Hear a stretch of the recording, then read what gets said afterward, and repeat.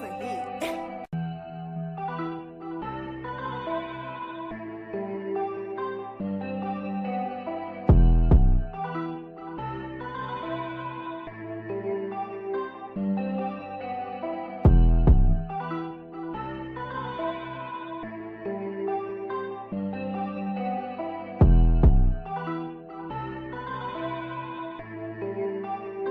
Scooty doesn't hit.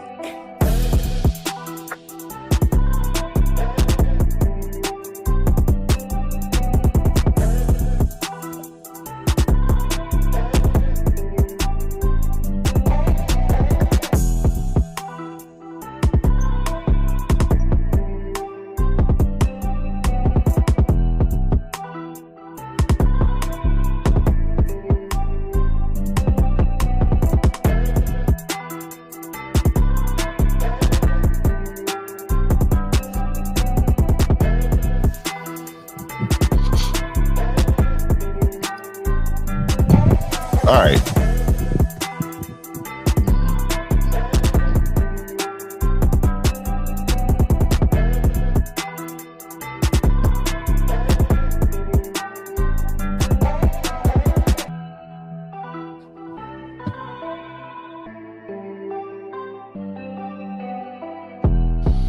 Ooh.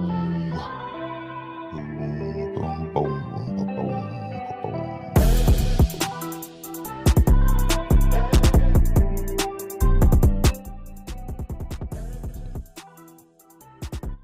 All right, guys, welcome in. It is Tuesday. You know what we do every Tuesday here, Real Talk Tuesday. If you're not following, please go ahead and hit that like button and follow so that whenever we do these lives, you can be right here and be on the front end of the conversation and not in the back of the conversation. A lot to talk about tonight.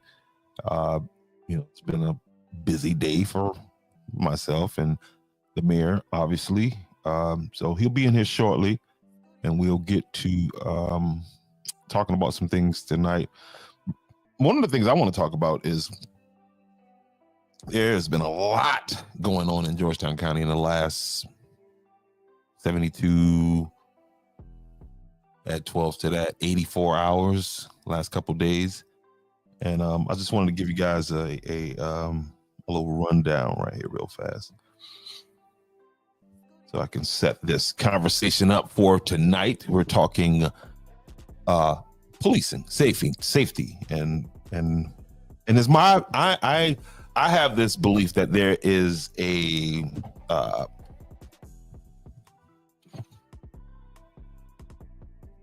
there's a false perception of safety in Georgetown County.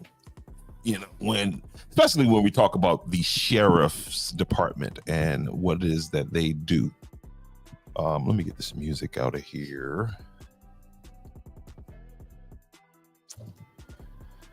Boom, boom, boom, boom, boom, boom. Again, you can help this broadcast out by hitting the like button. We're not charging for likes. Just hit the like button, bring people over. This is the number one conversation in Georgetown County on Tuesday night. Act like you know, and just hit the like button so we can bring more people in on this conversation. Now, I get a bunch of you not going to hit the like button because you're watching and you don't want me to know that you're watching, but it's all good. Stop being so selfish and hit the like button. All right, so let's get into this. This weekend in Georgetown County, let's talk about this weekend, and I mean we can stretch this out. And I have met a guy today who actually overdosed on heroin in Georgetown County, and I'm going to sit down and talk with him about that experience. As a matter of fact, his family has a lawsuit against the county. I didn't get into the particulars on that, but definitely looking forward to the conversation with this gentleman. All right, here we go. Georgetown County is big, about 814 square miles. And we'll do this. 814 square miles. The sheriff department splits it into 6 patrol zones. Do the math with me. If you ever get down to one deputy covering a zone, that is roughly 135 square miles on a single set of eyes. That's from Murrells Inlet to Pawleys Island to Oatland to Andrews. And this weekend shows why it matters. One man was killed in a club on Fuzzy Drive. Vehicles and a home was shot up on Player Street, and multiple gunfire complaints in the city. When bullets fly and you've got deputies 25 minutes away on another call, response time is a matter of public safety. Okay. And I'm gonna just go through this police blotter for Georgetown County over the last couple days. Saturday, August 9th, Oatland Community, Fuzzy Drive, incident, nightclub shooting, one man killed. Victim, Ricky Dixon, 22, status person of interest, named August 9th. By August 12th, Savion Grimmage, 19, was charged with murder and a weapon during a violent crime. Deputies are actively searching and warn he's armed and dangerous. And another part that they did not add to that is that he is currently out on bond for attempted murder. Okay. And now they're looking for him for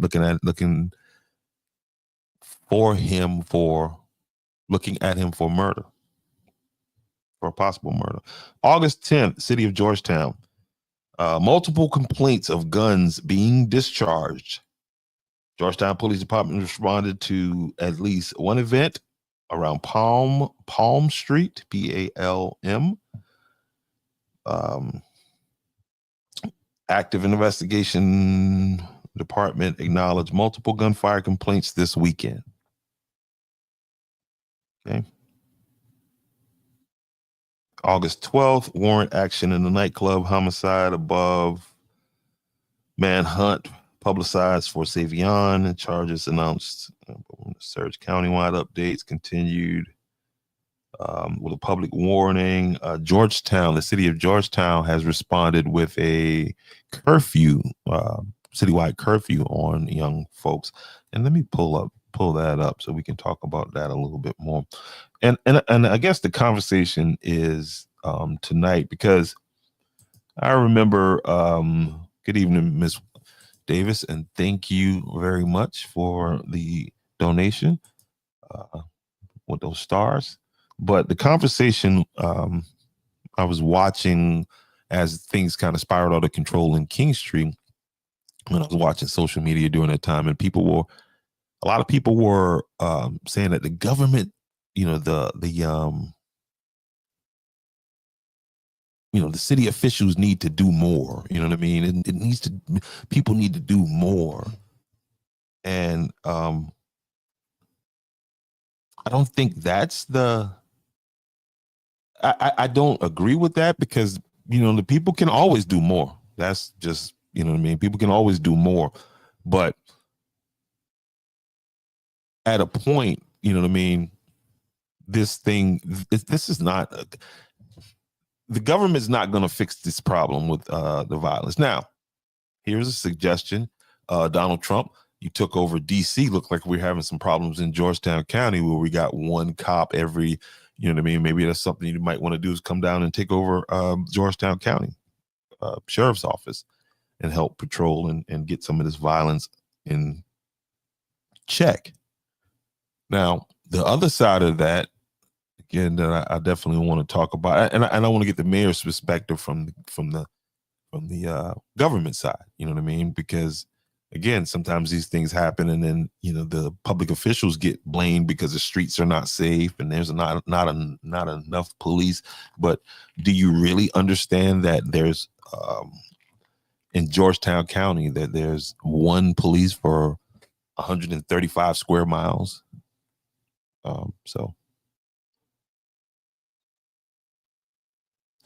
And here's the thing, Thomas, like, is he wrong for locking down DC?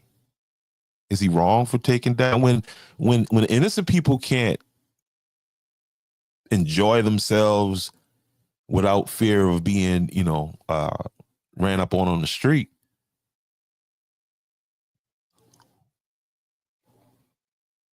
How can you say he's wrong for what he's doing? It's not popular. That's like in the case where I guess I'm not understanding what's taking so long for a decision to be made on this situation with the homecoming thing. But my question would be, after listening to everybody complain online and say and voice what their complaints was, I went and looked and see if there were any arrests to match that. And obviously there wasn't. So, if it was that bad, why hire officers and have them walking around? But that's getting off into another conversation. But my question is to you, to my audience out here this evening, before we get the mayor on here, is what's causing this violence to spiral out of control? Everybody has an opinion on, what's where this violence is stemming from. And I'm curious to know where you guys think it's coming from.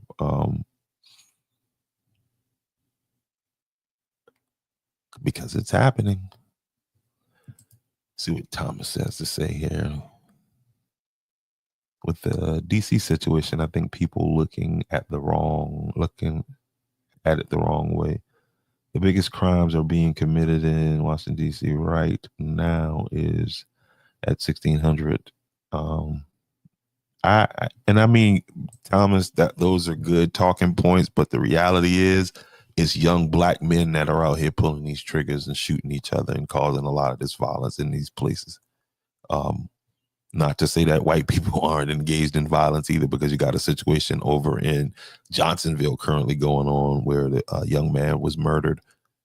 Obviously, not obviously, but apparently it stemmed from beef that he had with another young man over a girl. I spoke with some young people at the scrimmage the other night outside the gate when Andrews scrimmage Johnsonville. And those young ladies were close to the situation. They said they lived a block away from the victim.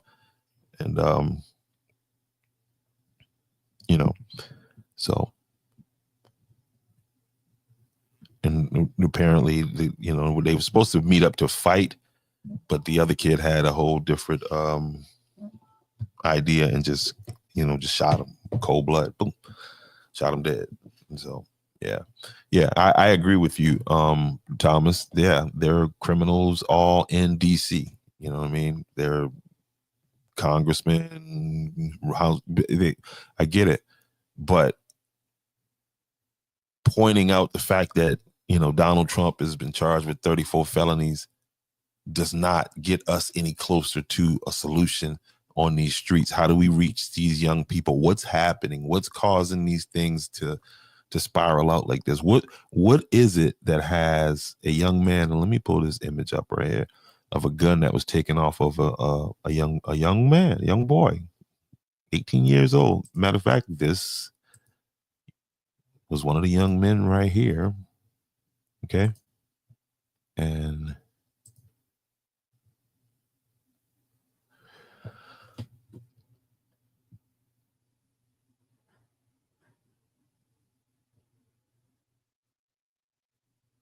where is that? There it is. And there you go. And this is what was taken off of this young man walking around in Georgetown. Now, if you feel comfortable with people walking around with this type of artillery in your community, look at that clip. Because the thing is, now, remember, I just told you that there's one deputy every 135 square miles, 25, 30 minutes away from you, if they're not on another call. Okay. Do you have enough firepower to keep this person off? This is, I don't even know if I don't know what the officers are carrying these days, but they're gonna have to be, if these young bucks ever decide to turn crazy, you know what I mean? Because it's escalating around there. And how I know it's escalating, because these kids are starting to become professional drillers, right? And drillers are, you just take the D and put the K, take the DR off and and that's what they are. And that's what they you know. And how I know this is because they're stepping up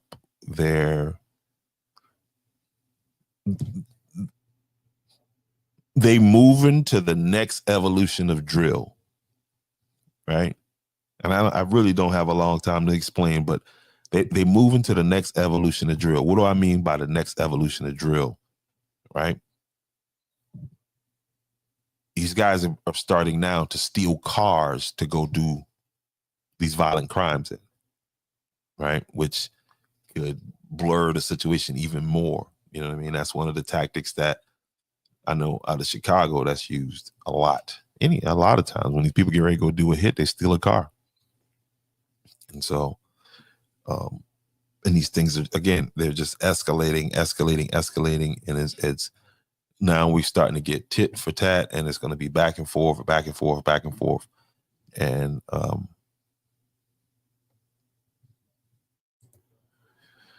what we getting ready to have is the country right now, under martial law. Can you please explain to some of these people what martial law is and what it entails? I don't. That's on the extreme end.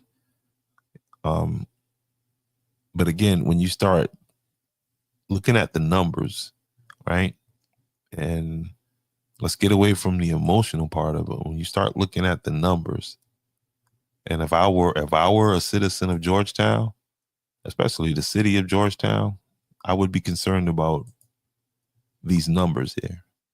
Forget what the perception is. You know, the perception is that, oh, these guys got it covered. They're doing a great job. But reality is this. Here's reality.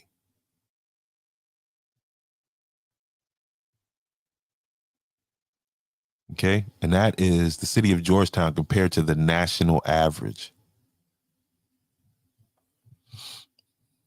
Okay. And they're taking this type of firearm off of kids. That's a banana clip. I don't know what kind of, but that is, come on, man. And that gun has a laser on the top.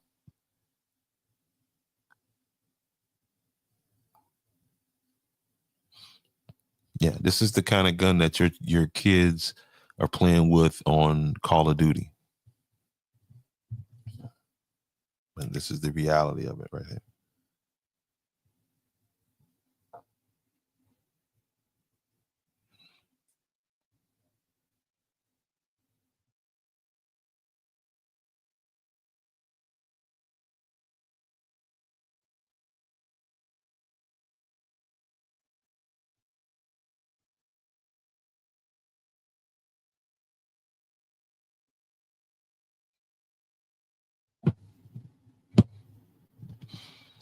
And Pawleys Island had no fresh police blotter. Why is that?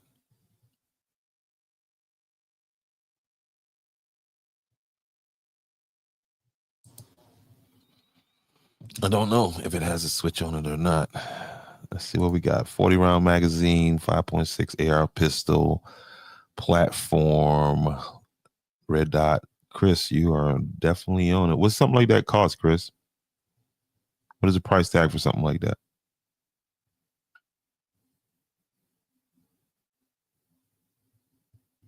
And I mean, who in the hell are you walking around in the street with this? Like,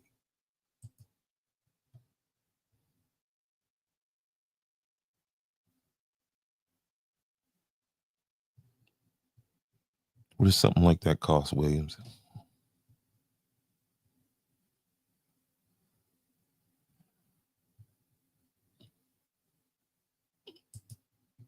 And where is this young man? Where did they get these things from? Who's selling it to him? A lot of people want to say, "Oh, the new law is causing all of this." No, it's not. The new law. Oh yeah, you best believe.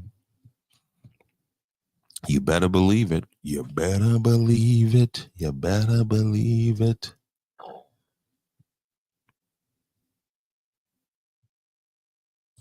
Nah, bro, that's not a 3D copy. Let's see. Depends on the low end, 300, the top end, and that's not a lot of money. So apparently, that's the issue, is that the price of guns has thing. And then Thomas is saying that they probably can get a 3D copy of it for $150. I mean, so who is printing these things out? You know what I mean? Obviously, there's a trail of when you got to buy the plastics, you got to buy the firing mechanisms. So I mean,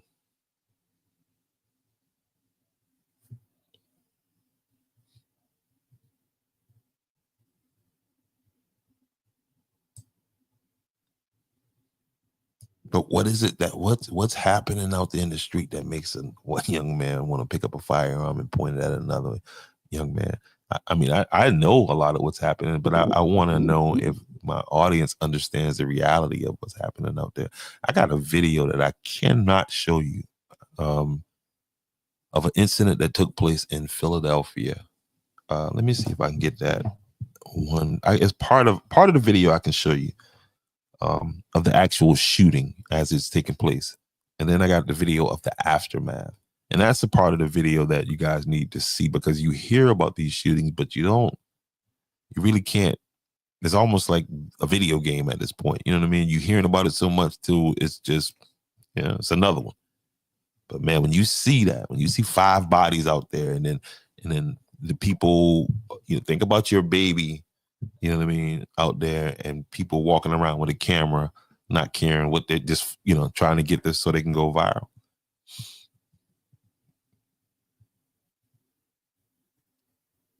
Let's see if I can get that other video.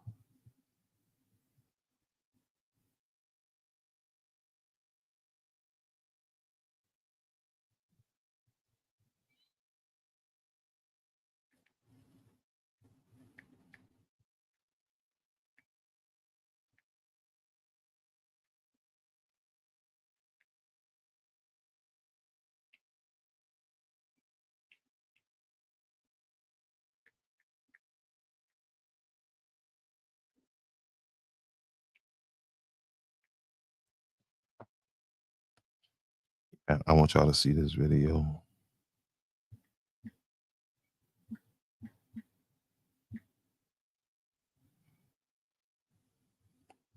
So whenever your baby says to you, "Hey, I want to go to this party," they having a team party or something like that.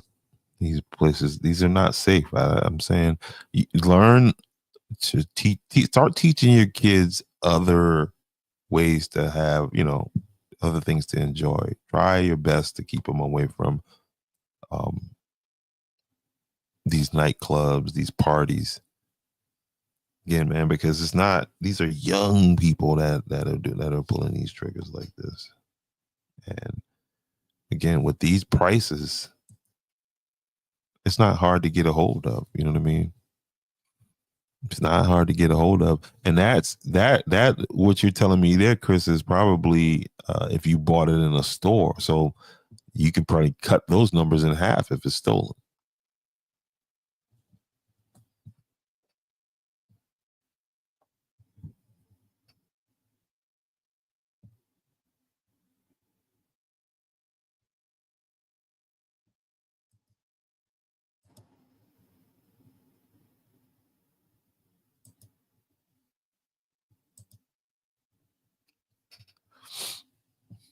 Yep. Also, I know that the mayor's daughter is going to be graduating, getting into and she's going through an induction ceremony this weekend. I know he's traveling to do that, so we'll hang in here for a little while and see what See what shakes out here. But let me pull some more stuff up here for you guys while we sitting here chilling. Hopefully, I get that video, man. But it's a video of a house party. Excuse me, a block party, and it's from a ring cam, and it's about I don't know how many kids laying on a porch, and you got two vehicles out in front, just straight firing, into these people, and then you see people on the porch get up and fire back, and that's the thing is just you cannot be involved in any of that stuff, right? And you could say to yourself, or your kid can be like, "Nah, I don't get down with none of that." You don't have to get down with it to get killed. You don't have to be down in the mix to get hurt. You don't have to, you know what I mean? Because these guys are fine. How many times do you think this young man went to a firing range? Just based on, and again, maybe his dad took him there. I don't know. Maybe that's not a good question, but I'm just gonna assume, okay? And you're talking about handling these type of high power machines, and if he's firing it at somebody, it's in an emotional situation. You know what I mean? He done got mad or whatever the situation is, and so that's when they just fire indiscriminately.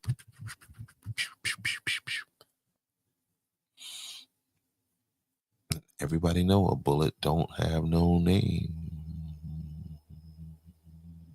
What is the crime statistic? And what crime are we talking about? They're number one in fentanyl overdoses leading to hospitalization. Number one in the state in that. Number 5 or 6 in fentanyl deaths. What crimes are you talking about? Like violent crimes. Okay, and this is violent crimes against people and property.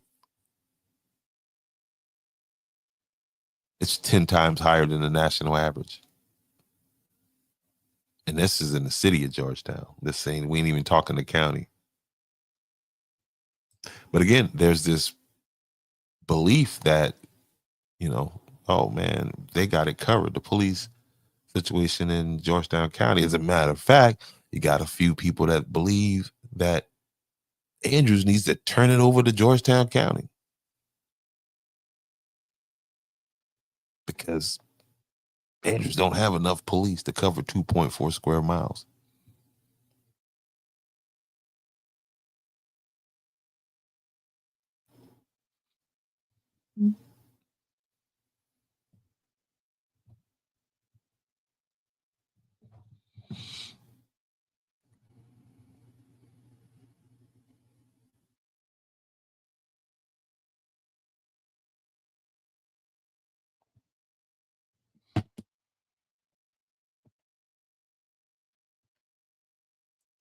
See what you got here.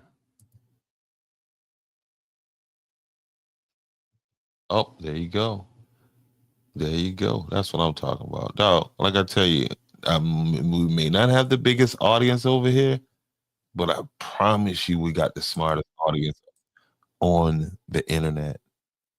I know that for sure.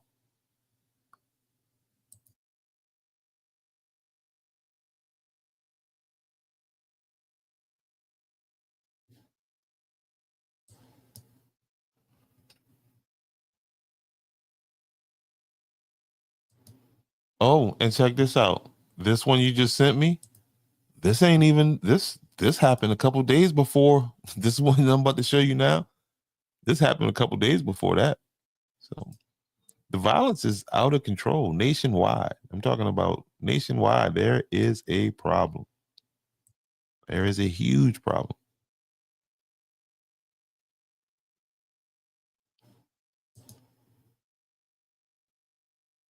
We're talking about what's causing these kids to be walking around being picked up with these types of firearm. What is the problem? What is your opinion? What do you think is stemming from? We're talking about Georgetown County and the fact that you got one officer per 135 square miles.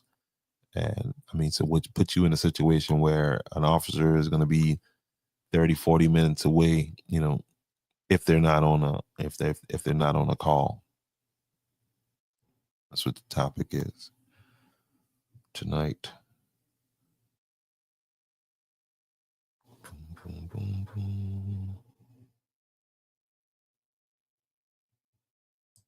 I think we are to deputize every pastor and preacher. Let them hit the streets. I don't think that's legal or safe, Mr. Briggs. Did you hear about the one in Cincinnati, Ohio, from the Jazz Festival, the one that's supposed to be a racial thing or whatever? Yeah, I heard about that. What do I want to show you guys now? Oh, this was just now sent to me. Oh, okay. Yeah, this is from that, but this is from me. I get a second arrest happened today.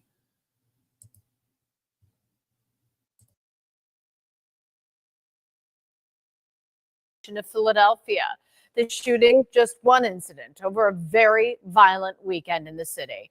Action News reporter Jessica Cartalia is live with more. And Jessica, you have new video showing the terrifying moments multiple people opened fire. Yeah, Sarah, that video is incredibly difficult to watch. It's just hard to fathom that something like that could happen. Meanwhile, many of the victims of that shooting were brought here to Penn Presbyterian Hospital, where they are still being treated. Ring camera footage is now part of a police investigation into a gunfight early this morning in Grays Ferry. Hazardous waste crews scrub blood from the sidewalk just hours after that mass shooting. There is a lot of video circulating online. It's pretty much a horrific scene. Police say a gunfight erupted just before 1 o'clock this morning on the 1500 block of South Edding Street in Grays Ferry. After making several arrests over the weekend, police were monitoring reports of large gatherings and loud music. They were in the... So that scene on the porch right there, y'all, I got the video of the aftermath of this scene right here. And thank you for sending that to me, Miss McCray. You are awesome and fast with it too. But yeah, I have the footage. And this guy right here says in Western Europe, they don't have that problem. Y'all have a problem with stabbings, though. You have a lot of people getting stabbed out there. That's what I'm hearing about. There's a lot of stabbings. And is that true, or is that just Western media telling us this? But again, this is on this porch right here in Philadelphia. If you've been in Philly, you know how this looks here. I mean, how the neighborhoods look. And these aren't wide streets, and so you got all of these people on this porch, and I mean, just imagine what the aftermath is and understand that. Yeah, I got that video, and I'm gonna edit it. It's gonna take a lot of editing because there's a lot about that bothers me in terms of people were walking around dead bodies as if it was nothing.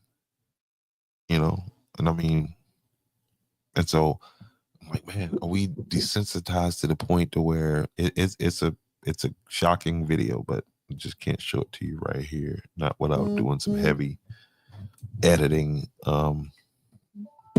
with that. But let's watch some more of this video right here. This is crazy, and this is what I was telling you guys about the block party. And I mean, listen, these boys are shooting, and I want you to notice over here in this part of the screen where one of the guys is gonna, get up and shoot back. And here's the thing: you could have been at that party. You could have just got a call. You came up there to meet up, to hook up with somebody, and you were probably coming out there to leave, and you just happened to come at this time, not knowing that this person on the porch who's shooting back, he's the cause. And I don't know who's the cause of this, but I'm assuming. But here we go. A part of a police investigation. All right, see, guy just raised up over to the right of your screen. It's a couple guys, a couple people on that porch shooting back. part of a police investigation into There's one on the right. a gunfight early this morning in Grays Ferry. Hazardous waste crews scrub blood from the sidewalk just hours after that mass shooting. There is a lot of video circulating online. It's pretty much a horrific scene. Police say a gunfight erupted just before 1 o'clock this morning on the 1500 block of South Edding Street in Grays Ferry. After making several arrests over the weekend, police were monitoring reports of large gatherings and loud music. They were in the process of responding to a nearby call when they heard the gunfire. When they arrived on scene, they... And again, that's that loud music things.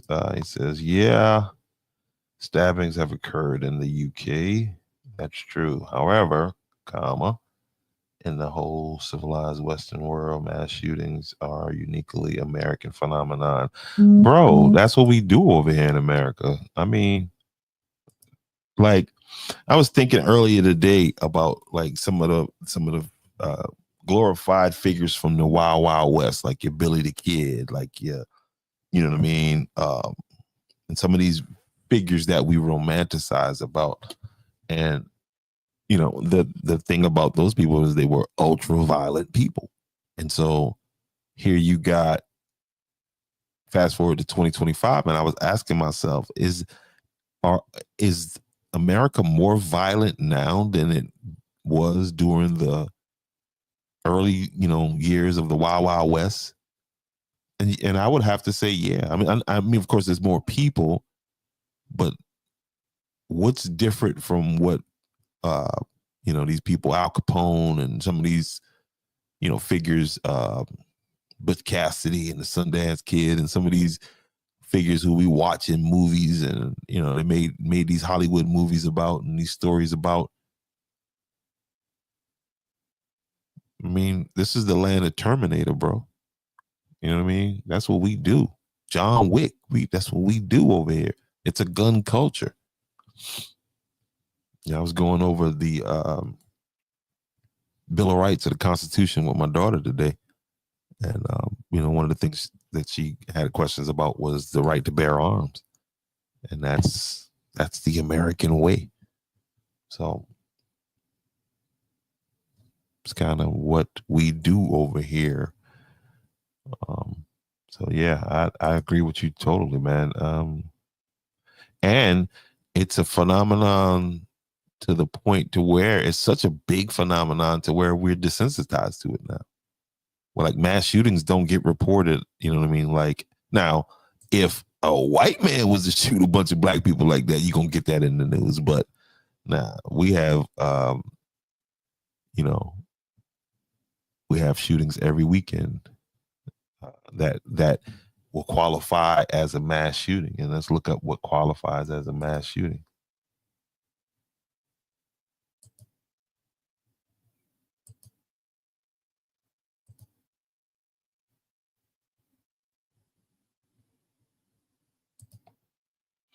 And everybody wants to point to, oh man, what is Donnell doing in there?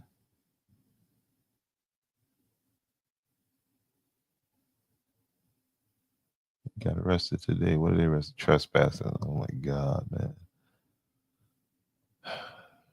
I tell you, man, there's a bunch of resources wasted on, you know, when you got people in the community that have mental illness, obvious mental illness, and you know, the therapy that they get most times is, you know, lock their ass up for a couple of days. It's horrific. It is horrific.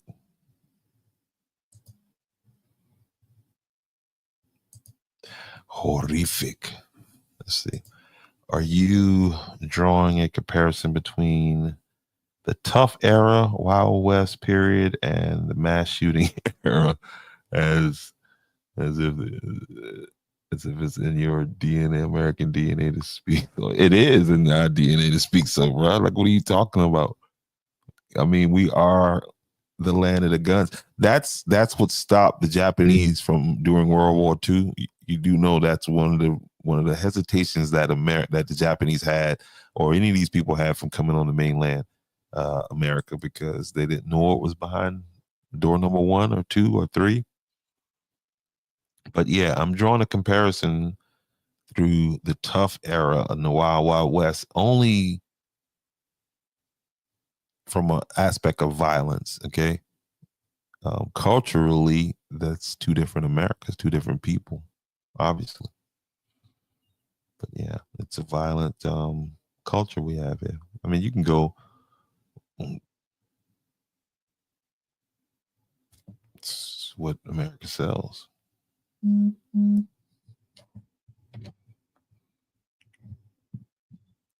But let's get back to this video. Let's see what they said. They picked the kid up. Ooh. Let's see what we got here.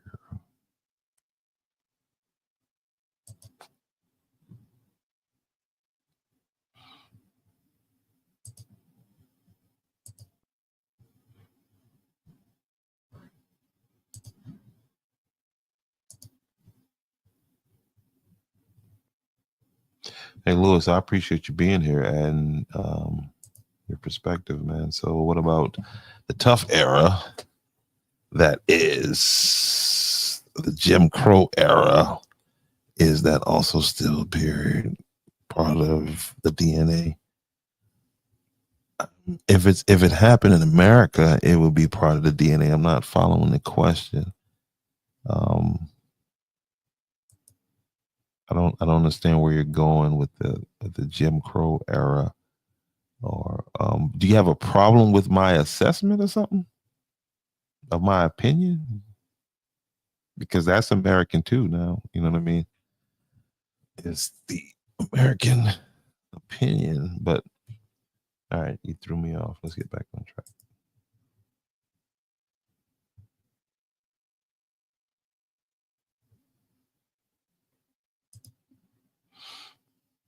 They found a dozen shooting victims ranging in age from 15 to 24. Almost 140 pieces of ballistic evidence has been recovered. We definitely believe, based on our observation, a gun with a switch was involved. There was so much evidence. Key.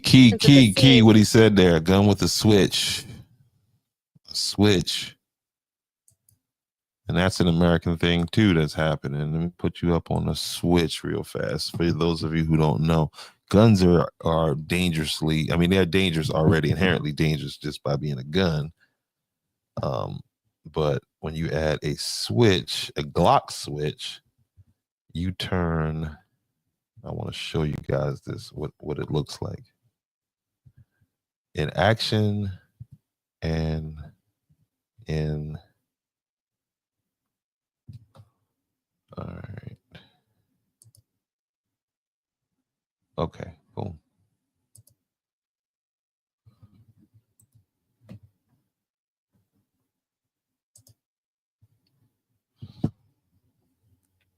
And this takes it to a whole nother level. These switches, and again, you hear about it, especially laced up in the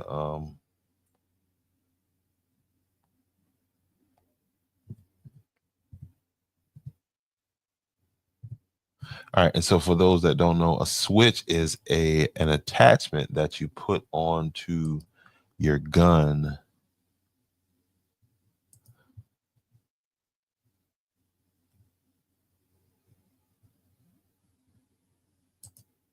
So here we go.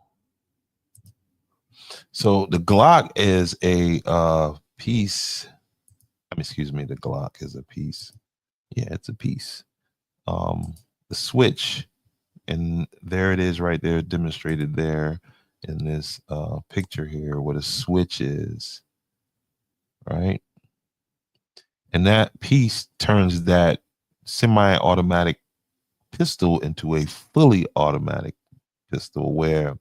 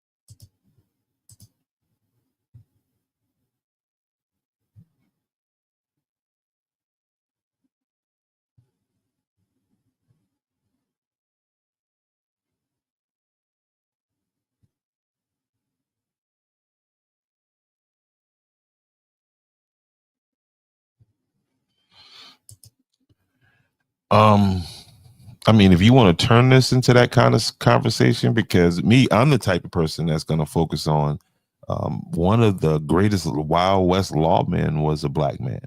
And so if you think that the entire history of the Wild West is about racism and whatever, you can have that argument, but I know better. You feel what I'm saying? And I don't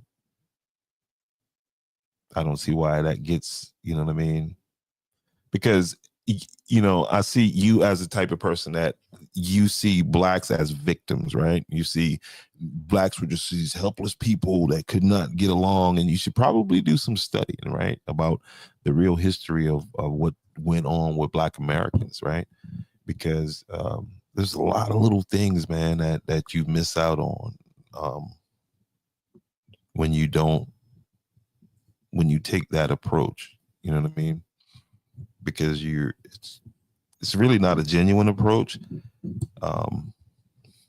And how does it move the conversation further, right? Because the reality is none of us was actually back there. So you want to shut a conversation down and put people in a box to where they can't answer. So when somebody calls me a racist, I will say this: what else do we have in common? American history is not a beautiful history. You feel what I'm saying? Not all of it, I should say. You know, but anyway, there's that switch right there. There's that addition. Now, let me pull up what a switch actually sounds like on when it's being fired. Y'all, it is. And when I'm and that back to my point where these people aren't going to the training, you know, they're not getting proper training to handle these type of high caliber weapons. And so when you pull the trigger of a switch, and a lot of these guys are walking around with extendo clips, right? And so what is the release rate for a switch? I'll pull that up before I make a fool of myself by guessing, right? And what I mean by how many bullets come out of that gun over, you know, a given period of time is the question that I'm asking, right? So let's find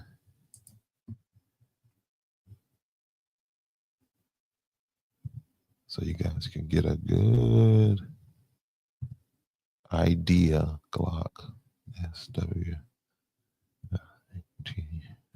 H.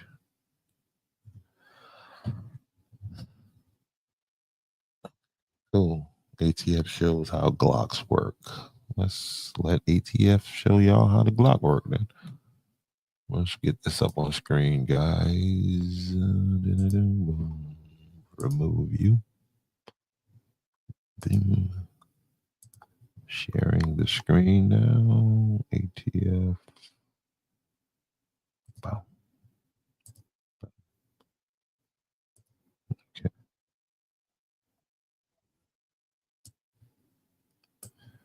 All right. Boom, boom, boom, boom, boom, boom. Boom, boom, boom, boom, boom. Do you know who Elijah McCoy is? We talk about the Wild West, right? We talk about the West and the history of the West and how it was. Do you know who Elijah McCoy is, right? Let me go off on that little so I can illustrate my point, right? Elijah McCoy. Everybody knows the railroad was a big part in America's early development, right? The railroad, right? And it was a man by the name of Elijah McCoy, right? Let me pull old Elijah up. I got to do some thing like this, right? So, and my point is, every story you can tell me about, oh, they did this to the black people, I can show you a story where of resilience of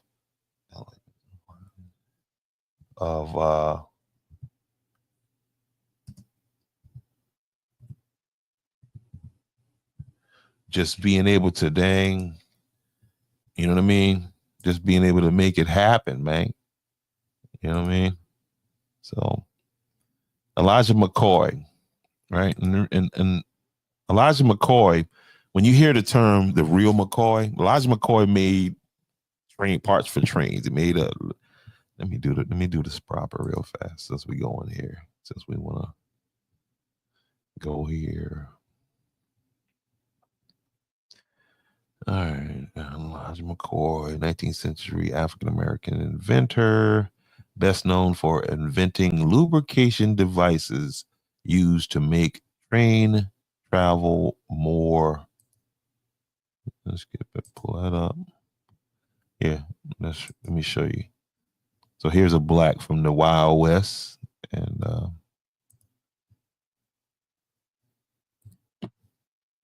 show you how for every one of them stories you got of they did this to the black people in America. I got a story to show you that why we still here and why we still significant, bro. Don't let them fool ya. Oh no. Or even try to rule ya. Real quick, history lesson. Elijah McCoy. This is where the term the real McCoy. So when, that's how good he was. So when they asked for this thing, they asked, is this the real McCoy? Elijah McCoy was a 19th century African-American inventor, best known for inventing lubrication devices used to make trains move more efficient. He was born in Canada to parents who had fled slavery. McCoy trained as an engineer in Scotland and as a teenager. Okay, so there's just not stories about, come on, man, unable to find engineering a position in the United States. He took a job working in the railroad and subsequent. That's what I'm talking about. They ain't want to hire you in the United States. What he did, he said, well, they ain't gonna hire me. No, he took a job working for the railroad and subsequently invented the lubrication device to make railroad operations better. And his work was so good. His work was so good that they asked for it they said, is that the real McCoy? Because if it ain't the real McCoy, you understand what I'm saying, bro? Like,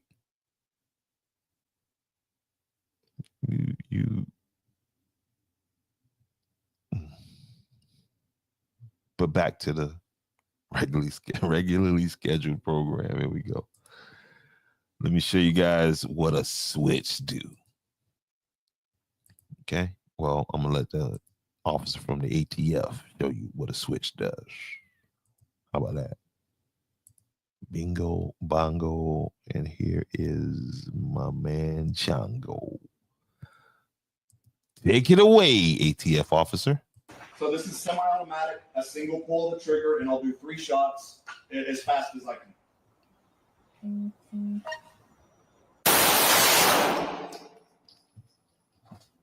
So that's a pull of the trigger each time.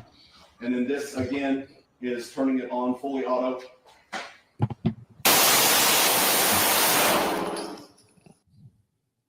Damn, Gina. Y'all see that? Y'all see that switch? So that's what, and they all around now. Don't think that's, they just got them in Philly. New. That's a pull of the trigger each time. And then this, again, is turning it on fully auto.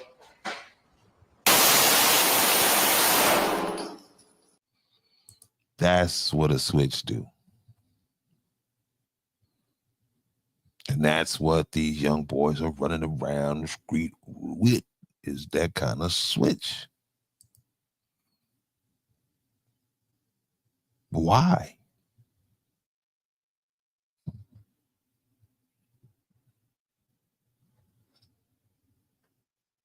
Why are these young people doing this?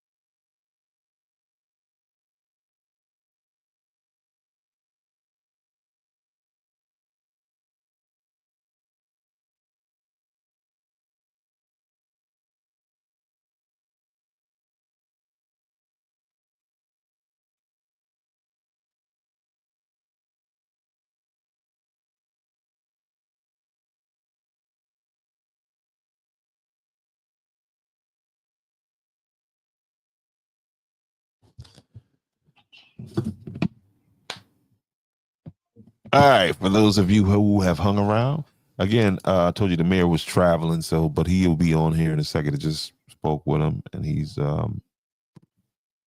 actually parking his car, and he's gonna be on. But yeah, I wanna bring him up to speed on this conversation and get his opinion from a government official. I'm on mute. I'm on mute.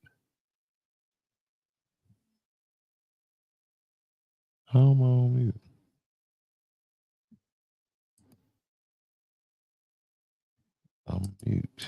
So let's see what's going on here. Why am I mute?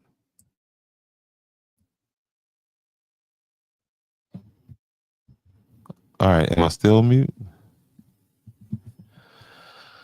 Let me check.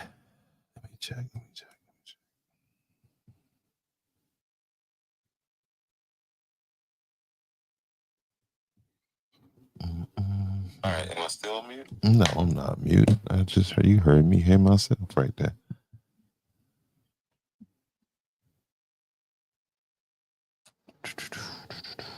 So where are we tonight?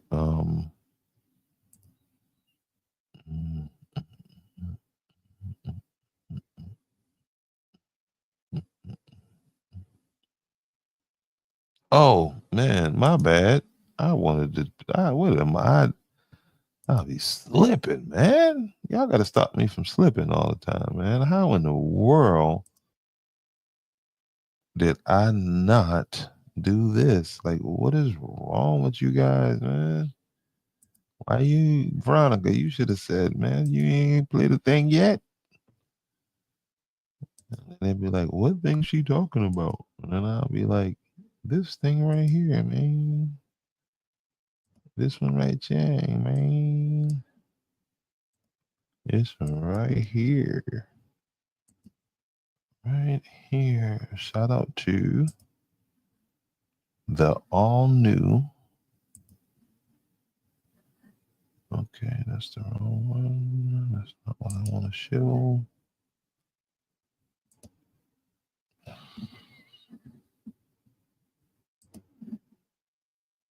Yeah, before the mayor get on, let me drop this on y'all real fast. Just for those of you who did not know, there's a new segment starting a whole new podcast platform dedicated to some of the special people running around Andrews. I always want to show them some love, you know what I mean? And here we go. Why am I not hearing anything?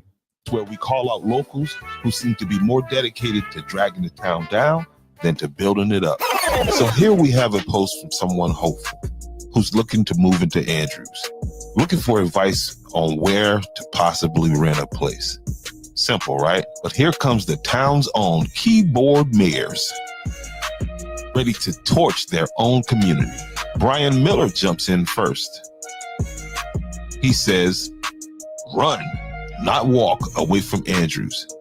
Says to expect to pay hundreds in water bills. So Brian, if it's so bad, why are you still here?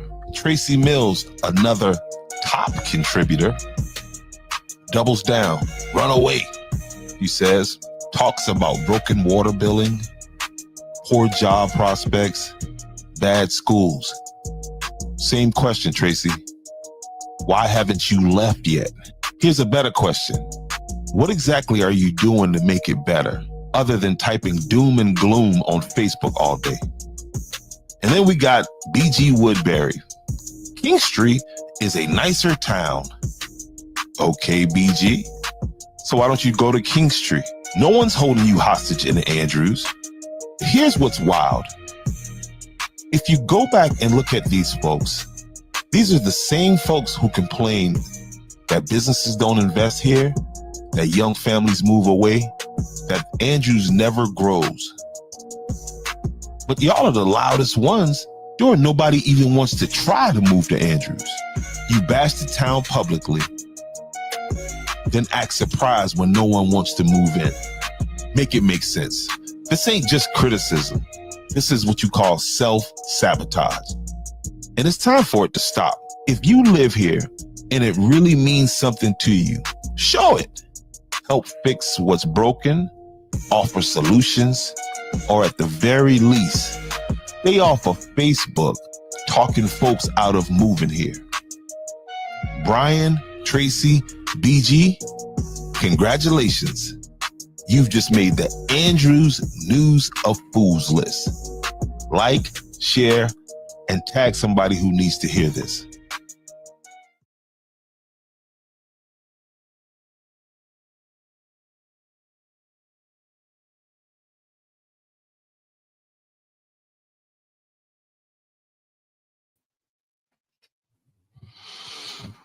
And there it is.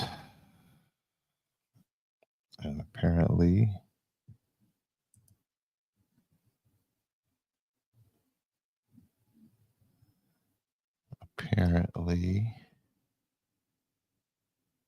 why am I?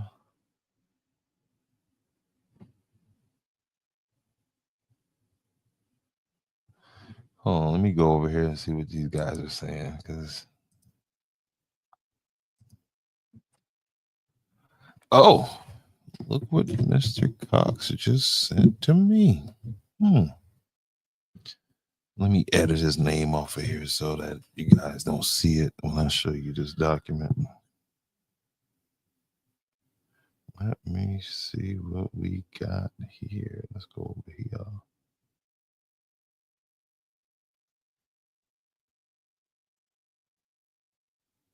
Boom, boom, boom, boom, boom, boom, boom, boom.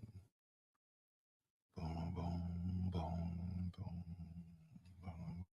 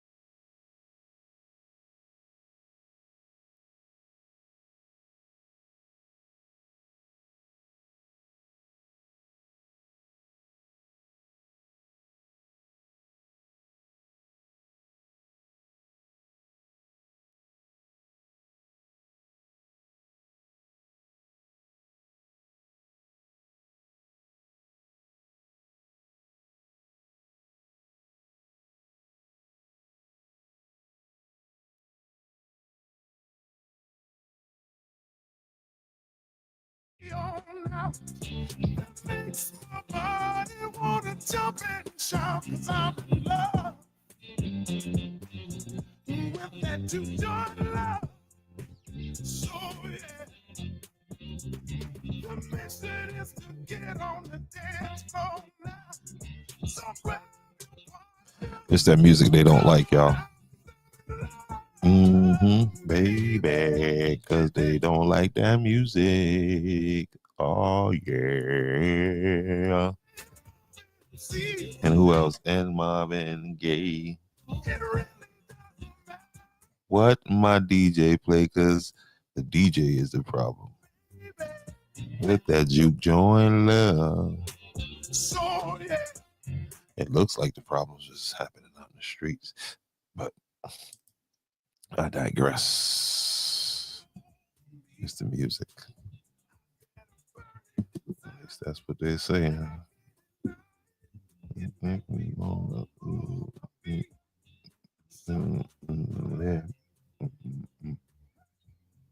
Back on the rap.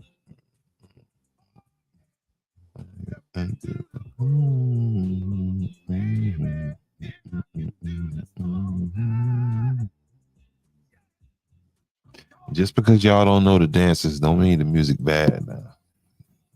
Just because y'all can't keep up now. Hey, juke joint, yeah. Just because y'all can't catch that groove and Mission is to get on the dance floor now. So grab your partner. Come on out, 'cause I'm in love, baby. With that juke joint love. Yes, I am. That flight Johnny, hey, love. It's easy. What did you to make my body feel I'm in love? With that juke joint love. Yes, I am.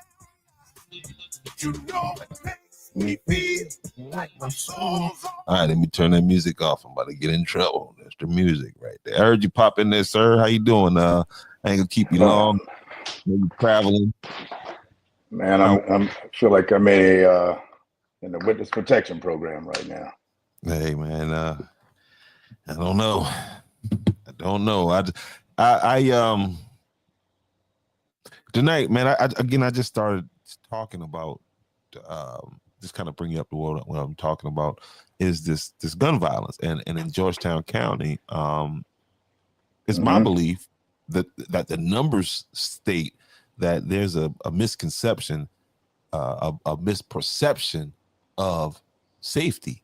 And this weekend demonstrated it with, the murder that's happened out in Oakland, and then you got the shootings in Georgetown, where, people want to give this perception that, the sheriffs, the only place I see the deputies and the sheriffs at all the time is Pawleys Island, and the numbers bear it out because of, I pull up the police blotters for the entire Georgetown County, and the police blotter, Pawleys Island was, free and clear.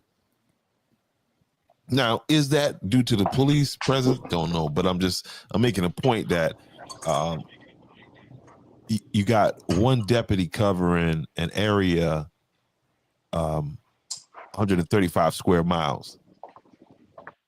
And so, Okay, can you hear me? Yeah, I can hear you. Listen. So you're talking about the police protection throughout the county or any specific place? All right, so here I'm gonna read my opening statement, and I want you to I want to get you to respond to that, because I think that's where I started out at, and my point was one of my questions that I wanted to ask you about, because after the violence escalated in King Street the way it did, and I saw Senator Saab, he was talking about addressing the situation right before they installed the curfew, and a lot of the comments were directed toward, the officials, these public officials need to do more. You know what I mean? And right. And my question is that reality? I mean, what is it that from your way, from where you at, what is it that, what can you guys do to stem this violence? It's very difficult for any one entity, whether it's the law enforcement or the government, because again, we establish the policies and those kind of things. But again, anything dealing with gun violence, that's that's at a level above us. But in terms of stopping it, it's impossible. We can bring awareness to the issue, but everybody is aware of it because it's all over. I mean, when it happens, it's all over the news, the media, that thing. So we know it's happening. It's got to be down to the individual and where these guns. I mean, and how these folks, conducted daily, how they go about, dealing with anything. It's very confusing. That's why I'm stumbling with this, because the government can't cure this. Now, I will tell you what didn't help the situation is when South Carolina made it, basically okay for anybody to carry. And there's very, very little restrictions on an individual's ability to carry a weapon. That to me is putting hands into people that are not, not ready for that level of responsibility. That's the one thing. When you start talking about the government responsibility, but you go back, is that what's happening? I mean, if these are young kids, obviously they're not living alone, so they're at somebody's house. So there's got to be an adult somewhere who's checking these kids to see what they're doing, who's monitoring them, when they're not at home. So you got to, let's get back. We got to get to the base, the root of the issue. Now, and I don't know what percentage, I'm sure it's in the high 90s in terms of when crimes are committed, it's not done in the presence of a police officer. No. So that means then so it's not done there. So it's not going to be solved right there. That's where the community, and that's where these cameras and all these things that can, bring witness to who committed this crime really comes into play. But we're not getting a lot of that. Now, presence will, in terms of police presence, will probably delay or deter someone from doing something that, when they see a police vehicle, but you can't be everywhere. I don't care if you have 400 cops. If it's in the county, that county is going to absorb it. It's in the town. We're 2.2 square miles. And we're designed for nine officers, but still they can't be everywhere at all times. And so where's the individual discipline to not get involved and not be a part of these kind of violent crimes? So you can't put that into your question. I mean, no, it's not the government's responsibility or ability to control these things. And so all right, in the case of the young man that is accused of, they're looking for him right now for unaliving the person over there in Oakland this past weekend, right? This young man right here, his name is Savion Grimmage, right? In the case of a Savion Grimmage, right? All right, so he was oh, my bad, hold on. Okay, there he is right there. He was arrested on he's out on bond actually for an attempted murder, and now he's being sought after for an actual murder. What are your thoughts on when these cops make these arrests? They send them to court, and then they turn these people back out into the community. And my point earlier today was when they turn them back out in the community. I see a lot of these white folks commenting on these pages, but these people like this, you know what I mean? And they have it in their community too, obviously, but they get turned back into our community. So what's your opinion on that? Well, I think that's, and so then once they're arrested and brought before the judge, then it's out of the law enforcement hands at that point. So now it's in the judicial system. And so it's hard for me to understand, and I know to explain to others that if someone is already facing charges, have not, of course, haven't gone to court, to be released back so soon, it's hard for us to understand that. And I don't know all the elements that plays into the decision that the judge make when they set these bonds or whatever, or set bail. I don't know. It just doesn't make sense to us because we've had too many cases where you have someone pending charges for violent acts with, using weapons, and they're back out, and then the next thing you know, someone is dead. This is not the first time. No, And so no, we recently had Yeah. this happened in Georgetown County. I think this is the second time this year that happened. And it's not like we don't have the capacity or ability to hold them until trial. I know personally, there's one young man who found himself in this situation. He's still incarcerated. I mean, he's still there, have not gone to trial yet. So I'm not so sure what's the difference in that scenario and what we're dealing with right now. So not all things are not the same, but we would have to have an attorney or someone come help us understand it. It happens all over this country, and you'll see these things happen repeatedly, and so it's baffling to me. Can't explain it. Recently I know Hutto from up this way, he's been pushing for bail reform in South Carolina because, that type of thing happened out in Orangeburg County numerous times where, it continually happens where Orangeburg, Richland, Lexington County, where they let these guys, these people out and they get back out and commit the same or a worse crime. Right. And so I'm going to share here now is what South Carolina is currently doing on bail reform, because that's a big conversation. I know in New York City there's no cash bail, where and Right. some of these other places it's and then it's set so low, these guys can be back on the street before the officers get back to the precinct. the officer ain't finished the paperwork. All right, so South Carolina has recently enacted significant bail reform legislation aimed at keeping repeat violent offenders in jail while awaiting trial. And again, you get into, there's a constitutionality about that, because you do have the right to bail. You know what I mean? So how they do that without violating somebody's rights, that's the slippery slope. The new laws address situations where individuals are charged with new offenses while already out on bond for a prior violent or firearm-related felony.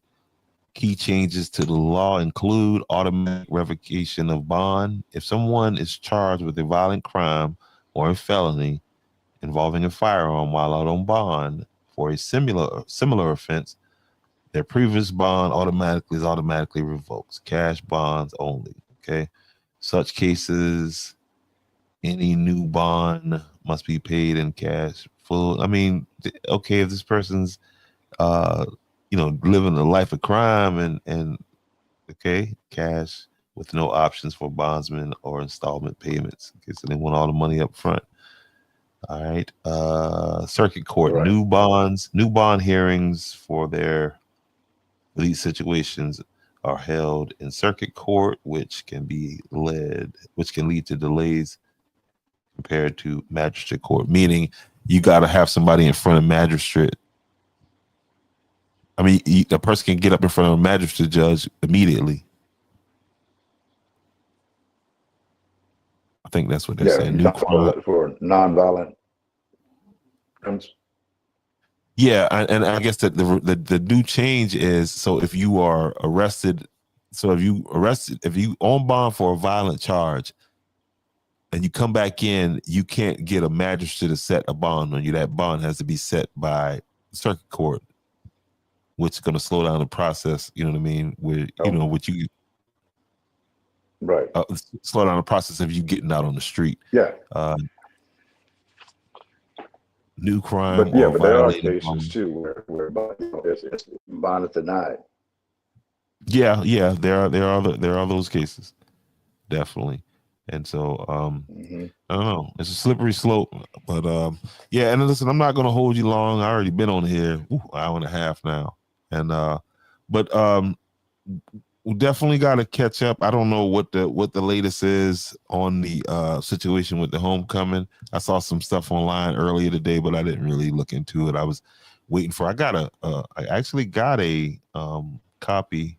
I'm not even going to put it up here, but is there any word from that situation? Okay, I lost you for a second. What was the question? Has there been any because I know they were supposed to meet with the community leaders at some point. Has there been a vote up or down or anything like that on the tail? What is the situation that you know of the tailgating, homecoming tailgating? Yeah, the district met with the community leaders today, and but the purpose was really to get a better understanding of what are the issues, because each of the schools that have these events have similar but some unique challenges, and so those things were highlighted by the law enforcement. You know, their concerns about these events. The community leaders express their desire to continue these things, but understand and recognize that there have to be some stricter, you know, and much more control of the activities, and certain things won't be or should not be allowed. And so those things were kind of put out there. It was a very, I'll say, spirited conversation, and but they wasn't making a decision, so they'll go back. Let me put on my legal hat for a second. Okay, so when I'm assuming these things were the music, quote unquote, the marijuana, the alcohol, right? Did the law enforcement provide a list of how many arrests they made during these incidents? No, none of that was discussed. There was, again, it was you know, they had to compile a list of things that really causes a potential problem for law enforcement to manage, and so they had those things, and they kind of went down the list and talked about them. And I won't discuss that because out of respect for the superintendent who has to take that information to go back and process it and then come back eventually with a decision. But there are things, and again, even the things that you mentioned, we know that there's alcohol was involved. There's marijuana. I'm sorry, I'm about to call you coach. Loud music. I was about to call you coach. Listen, it's not what you know, is what you can prove. My point, I'm making a point here, is that if these things were a problem, there should have been some disciplinary actions that took place. It's just, to me, it's starting to sound like we don't like the way y'all celebrate, and we're gonna make all these things up because, yeah, I was this stuff going on? I don't know. I think one thing, and again, and I think what was part of what was discovered is that it have to be clear on what the district has responsibility for, what the law enforcement has responsibility for, and how these things, and so I think you know, and these are very, I think, new. I think we were in our third year. Andrew's in his third year. All right, sir. Second or third year. Sorry. Yeah. You just described the situation. Lost you.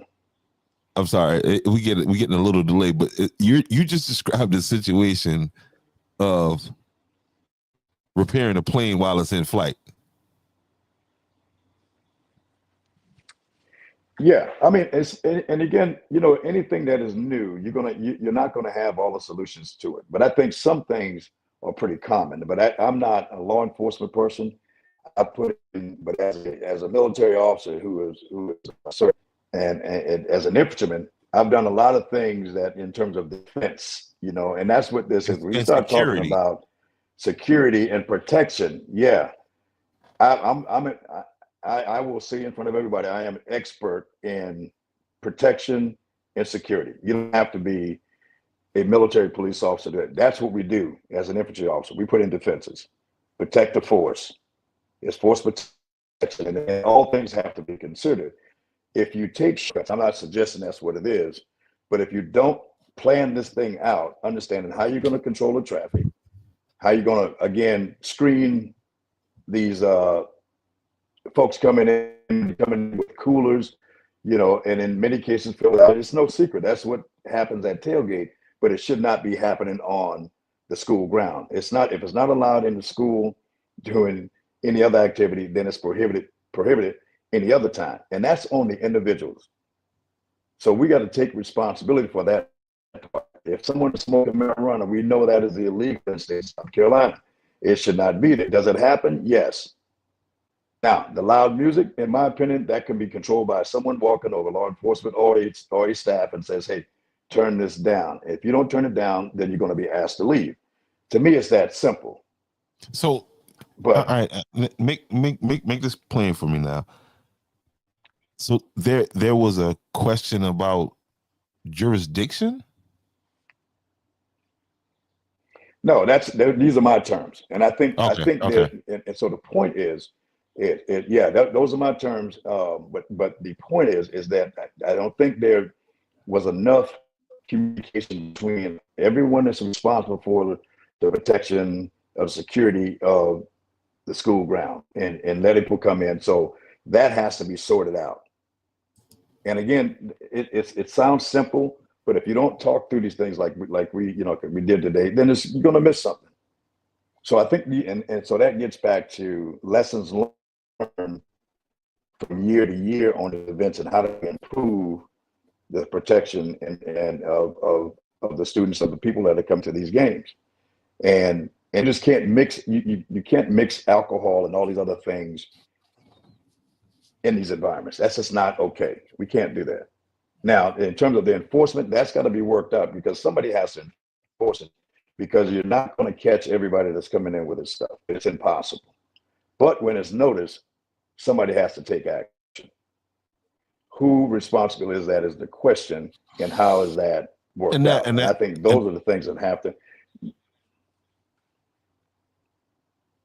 Go ahead. Yeah, and that's my question is, I mean, and again, I don't expect you to answer the question. I'm asking this question of those who watching, right? Mm-hmm. Okay, like you say, once these things were observed,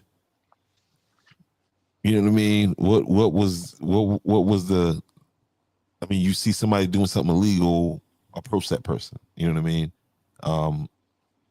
That's where I'm at with it. I understand what you're saying. I'm not trying to be, you know what I mean? But I just, and this is more again for those people that are listening, that they come up again. It was my position that they were sent there. That when I say the deputies, and they were in a stand down mode. In my opinion, this is my assessment of what I saw going on campus that night.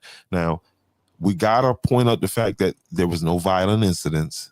Okay, nobody was hurt or anything like that. Because when we say safety, you know, it's like we're creating it's almost like we're saying there's a dangerous situation. And every year I've been there, there's not been a dangerous situation. There's been more hugs and smiles and laughs and love than anything. But again, I get that bad element, but my point is, you know, why is who's being paid to do that? And I saw in the new thing where they're requiring the sponsors, and I'm assuming the alumni departments, to have their own security. So how does that work? Is that going to be, and I'm going a little ahead of things, but I got a copy of the I had this for, you know what I mean, of what you guys were discussing tonight.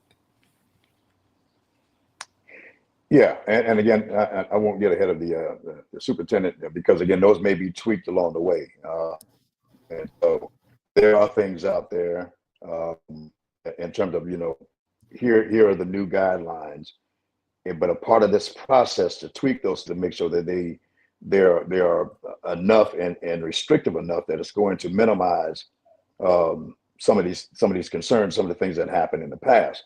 So that's a working document the way I see it. But it should not, at the end of this thing, it should not be any gaps between agencies to provide protection uh, for the people that attended. And on the second, and in addition to that, I don't think it's. I know for us, I can only speak for Andrews because I was there. And as you said, there was no violence. Now there was marijuana. I mean, it came in the press box where I was. There was a lot of music. I had to ask the guys to turn it down because we were trying to get through the halftime program. Oh, I'm So not denying it now because that's not deniable. Yeah, I wasn't denying. I was on the other side of the field and could smell it and could hear it. So I'm not denying it. My thing is just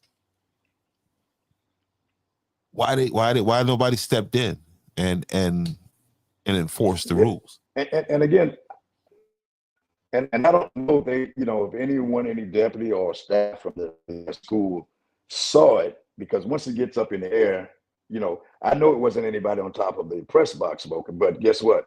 It filled that press box. So I think it's difficult to, if you don't catch them smoking it, it's difficult to enforce that. Depending on the way the wind was blowing, that could have came from Italy. Yeah, exactly. So that's a tough one, and I understand that. So then that's that's my point. Discipline from the individuals. Don't bring that stuff on there. And that part. So we can't. Here's my belief: is that the people, the class, the alumni of Andrews High will do the right thing. We will self monitor. It'll be more, stricter. I don't see where this overbearing needs to be treating people like kids.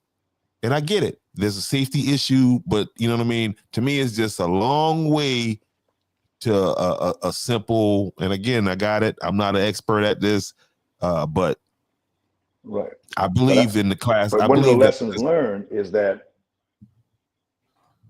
right. So one of the lessons learned is that don't do this because you put everyone, law enforcement, you put the principal, our staff, everyone in this position. So this was not caused by any elected official, any law enforcement, any staff. It was caused by the individual, and they know who they are, who brought this stuff on, who smuggled this stuff in, and now here we are, with a chance of not even having this thing, and the impact is greater than what people understand, because you can take a party anywhere else, but when you limit, when you prevent the school from doing this, then that cut into a lot of the resources.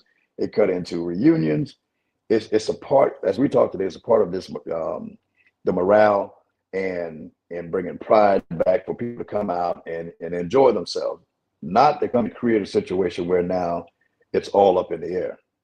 So the individual who did this has to take responsibility.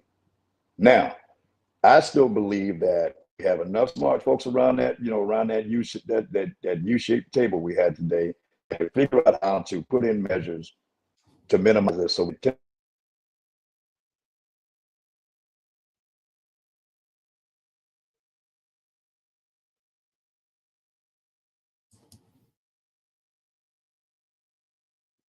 I lost you there for a second.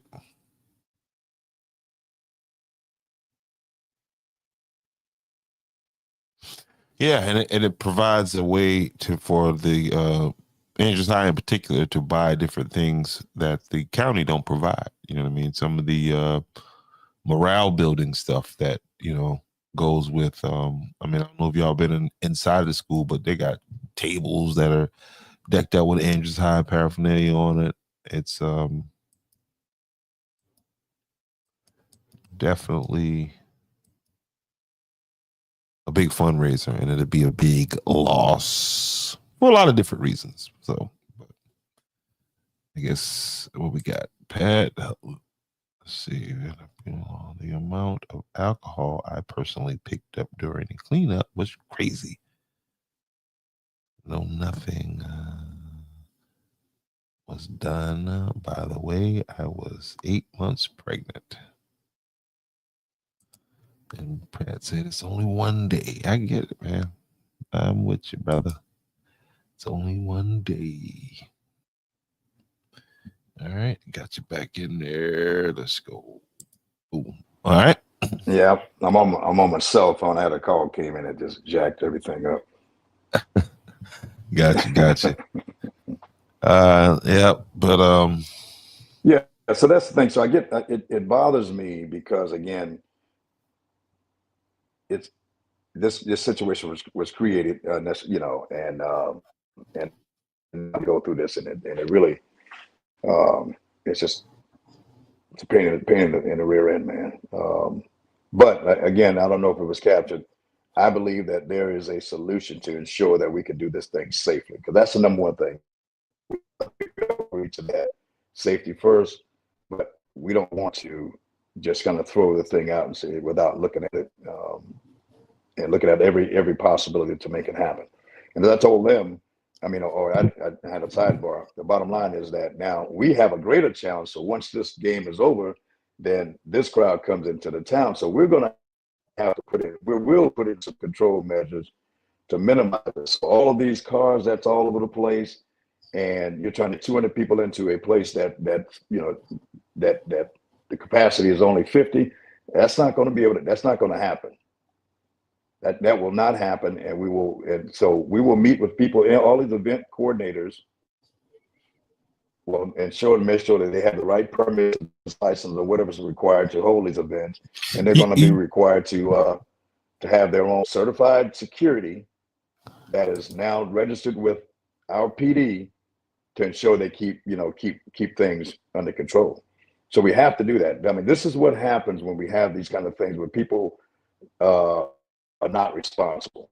This is where the law was us, the lawmakers and the law enforcers now have to tighten things up, because really it's about doing things safely, that nobody gets hurt.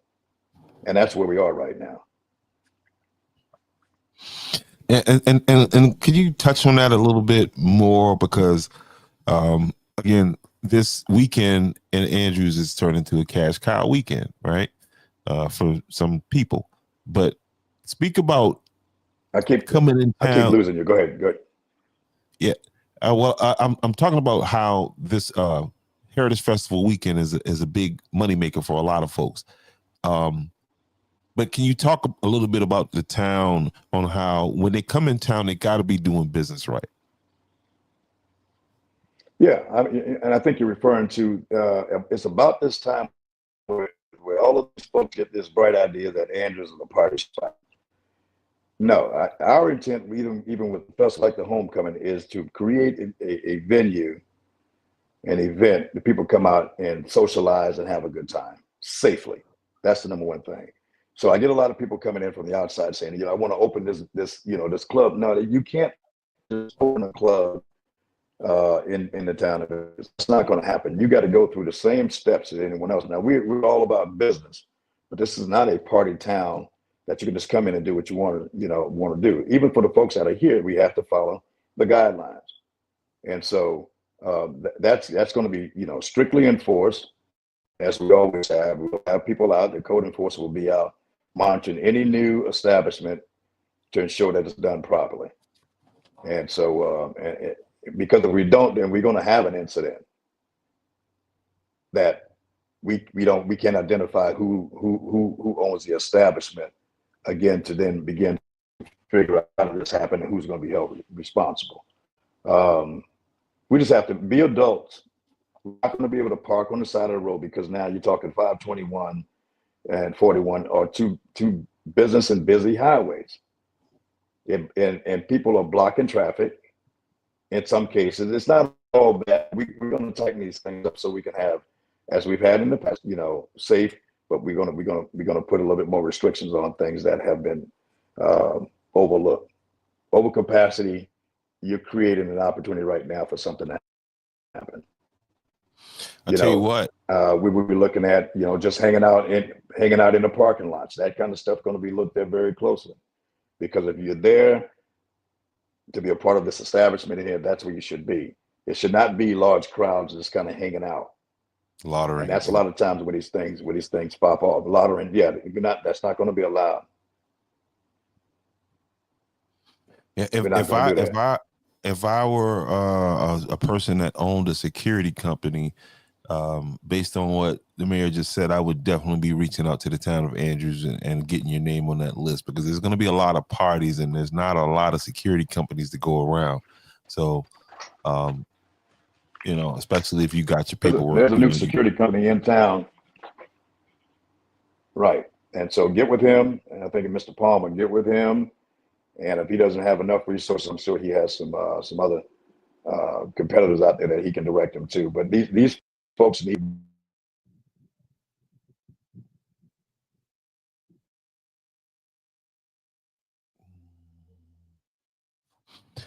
On that motel Wi-Fi.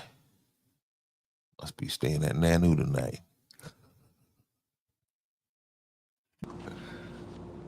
All right, you there? Yep, I'm here. I said you must be at Nanu tonight.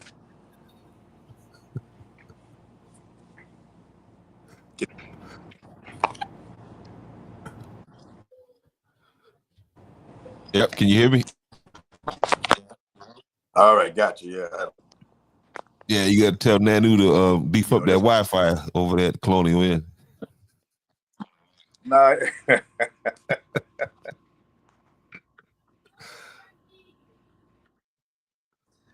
No. Those are phone calls coming in. I don't know how to control it on my cell phone. Oh no, you good? You good, man? Well, I mean, this is the that's time kind they of where are. we are. Say again? Yeah, I get it. This time we usually off, man. So that's probably the time we call we really coming in. So, but I get it. I appreciate you, man. Real fast, tell us why are you traveling? Oh, this is a business trip. So it's got small cities, a small town meeting with the municipal association, and so we'll go over things that all these activities are to educate us on resources out there, on how to find resources, connect with other like agencies, again all in an effort to improve the quality of life for your town. And so you have to come to some of these events. It's a one-day event. It's hosted by the South Carolina Municipal Association right here in Columbia. No doubt. Only 2 registered for November election, Lee and Anderson. I can deal with that.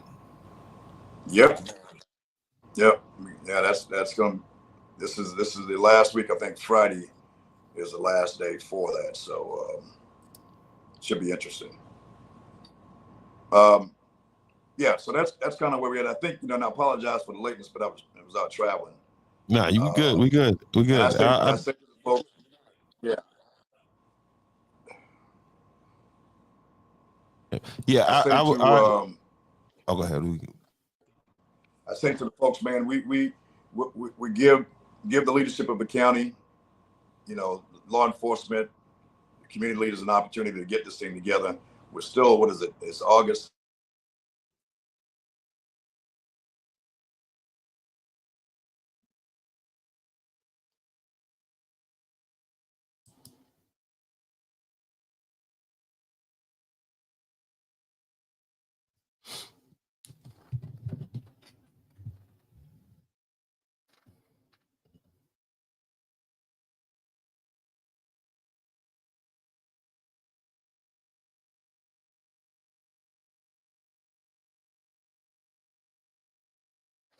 All right, so I'm getting these fundraisers from.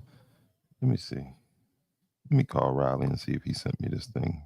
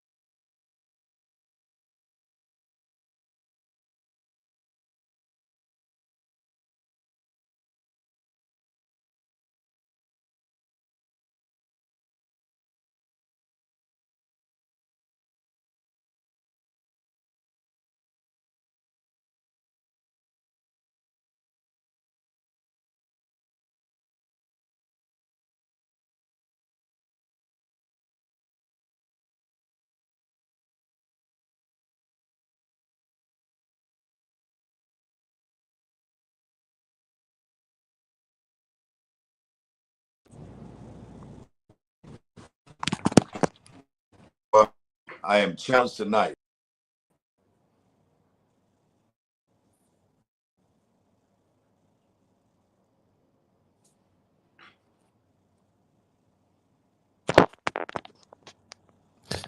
All right. Sorry about that. I just got off the phone with Riley Jordan, football player for Andrews High School, because I was getting these texts about donations. And I wasn't, and I didn't recognize, where it was from, but he said that they're using these apps this year to collect donations. So if you get a text from Andrews High football player and it says, hi, Jamal Richardson, I'm raising funds for Andrews High School football. Please check out my personal page and join me with your support. Right. And so, and it's got, they have a goal of raising 10,000. All right, let's go ahead and support these guys. Oh, they selling cookies. Oh man, they already got me. They already got me. They went straight. 50 Cent, like a fat kid loves cake. They went straight for the heart on me. Yes, sir. Support the players. So, yeah, I'm about to order up me some cookies here. And on the site, you can order some cookies. They got what else they got? You can just donate if you want. So, yeah, I'm about to order up me some cookies right here. And I encourage everybody to get with that. I'll find out if it's okay for me to send that link out to people. Help them guys out. They trying to raise 10 grand. Oof. Hey, we still need some volunteer for the pregame meal. All right, guys, you hear that right there. Pregame meals for the Yellow Jackets, August 29th. That's taken September 5th, September 12th, September 19th, September 26th, October 3rd, which is homecoming. No, that's not homecoming. Is that homecoming? No, that's not homecoming. No. I don't know why I thought. Yeah, I'm glad I got that together. All right, so what we got here? October 10th, October 17th. And again, I would like to know how many dates are off of that so we can kind of narrow it down. So, but anyway, guys, reach out to the high school, reach out to the principal, reach out to the coach, and one of the coaches, and let them know that you want to sponsor one of those dinners, one of those pregame meals, I should say. So, but other than that, Mayor, I'm gonna go ahead and let you go ahead. October 3rd is homecoming? Yes. And the Heritage Festival is the 4th. Okay, good. We ain't playing Philip Simmons for homecoming this year. Yep. But all right, yeah. Listen, you have a good day. Tomorrow you're going up to see your daughter is moving up in the military.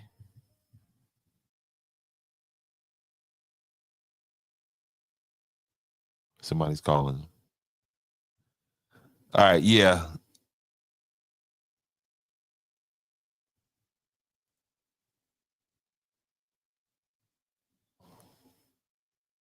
Yeah, you're having a rough time at it on that phone there. All right. So listen, I'm gonna wrap this up, guys. I appreciate you all for hanging in there with me tonight. Again, we'll get back into that conversation about the homecoming, the whole thing, or whatever. Pat, get at me, man. I want to get you on and we can talk the other side of this thing. You feel what I'm saying? Of course, that's the official side so far to this point, and we can get into the other point. But yeah, y'all have a good evening, and I'll check back with you guys